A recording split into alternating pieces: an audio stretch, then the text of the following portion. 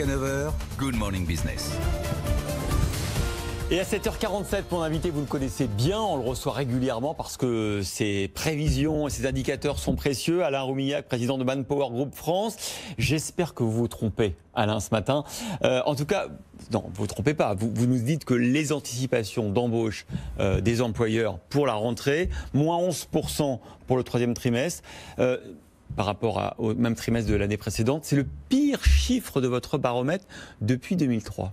Absolument, même pendant la crise de 2008-2009, on n'était pas à ce niveau-là.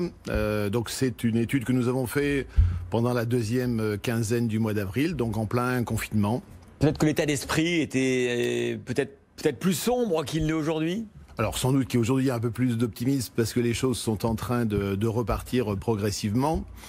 A contrario, moi j'en compte beaucoup de chefs d'entreprise et qui me disent c'est en septembre que l'on saura véritablement où est-ce qu'on en est, parce que tout va quand même dépendre de la demande.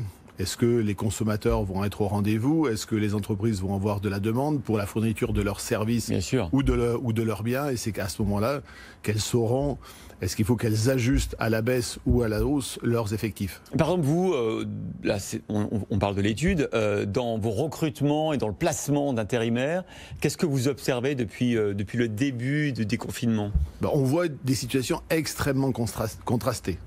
Il y a des secteurs qui couvrent plusieurs départements géographiques où on me dit dans 2-3 semaines on sera revenu à une situation pré-confinement. Par exemple? Et il y en a d'autres, par exemple l'information que sur Languedoc-Roussillon, qui est plutôt nous un secteur où il y a une activité de bâtiments et de travaux publics importante, voilà, on est en train de repartir de façon très positive. Il y a d'autres endroits, effectivement, c'est clair que par exemple nos agences aéroportuaires ou nos agences aujourd'hui aéronautiques ou automobiles ont des niveaux d'activité extrêmement faibles. Donc des situations qui vont être très très contrastées en fonction des lieux et des secteurs d'activité. Alors j'ai peut-être une bonne nouvelle pour vous. Ce matin, on l'annonce sur l'antenne de Good Morning Business. Chez les constructeurs automobiles, on nous dit que ça marche très fort. Les primes à la conversion qui sont applicables depuis une dizaine de jours. Et on nous dit même que selon leurs calculs, en juillet, les 200 000 primes à la conversion, c'est le plafond fixé par le gouvernement, auront été toutes utilisées. Ça veut dire que vous allez pouvoir remettre des intérimaires dans les usines automobiles?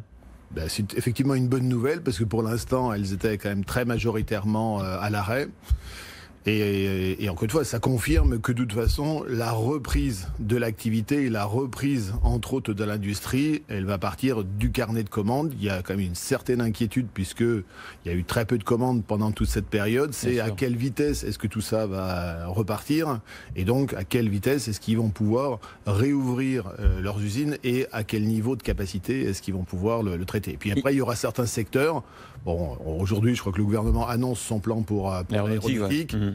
Bon, sur lequel, de toute façon, je pense qu'ils sont avec des clients, eux, qui sont dans des situations financières très très compliquées, des touristes, des voyages qui vont ne pas avoir lieu. Donc là, on va se retrouver dans une situation sans doute plus compliquée pendant 12-24 mois, on verra. Et puis les restaurants aussi, on sait bien, il y a beaucoup de restaurants qui ne sont pas capables de rouvrir aujourd'hui parce que les conditions sanitaires qu'on leur impose leur interdisent d'être rentables. Absolument. Et puis vous avez aussi toute une partie des services aux entreprises.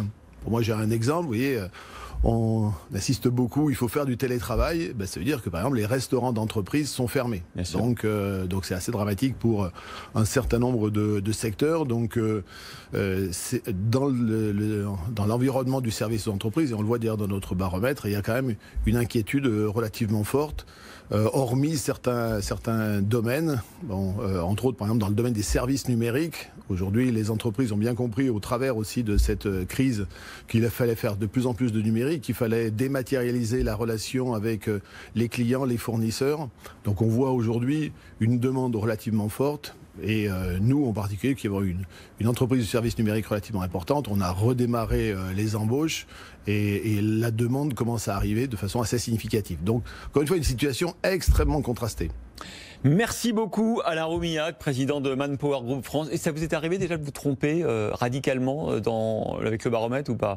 Malheureusement, il a été très corrélé avec l'évolution et en particulier, nous avions anticipé l'inversion de la courbe du président Hollande, puisque en 2015, on a vu une inflexion de notre baromètre et le chômage a commencé à décroître à partir de 2016. Bon, je vous réinviterai quand même pour que vous me disiez le contraire dans 3 mois. Avec plaisir. À la rentrée. Merci. Merci Alain Roumillac.